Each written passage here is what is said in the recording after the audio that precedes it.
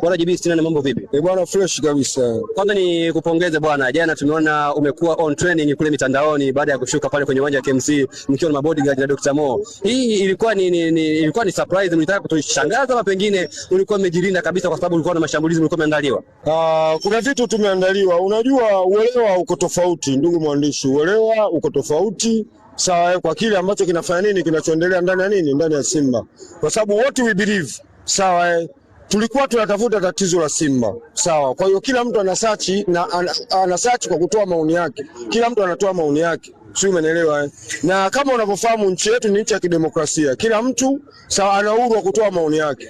Na timu yetu inaendeshwa kidemokrasia kwa sababu iko ndani ya nchi ya kidemokrasia. Kwa kila mtu ana uhuru wa kutoa maoni yake.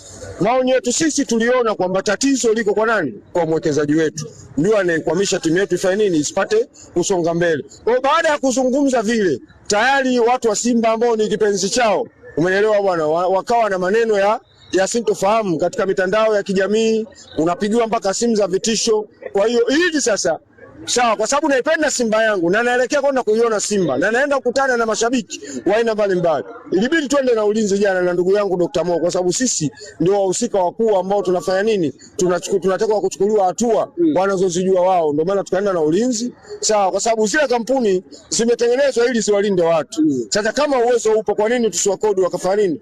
Tulinda. Uwezo upo. Uwezo upo.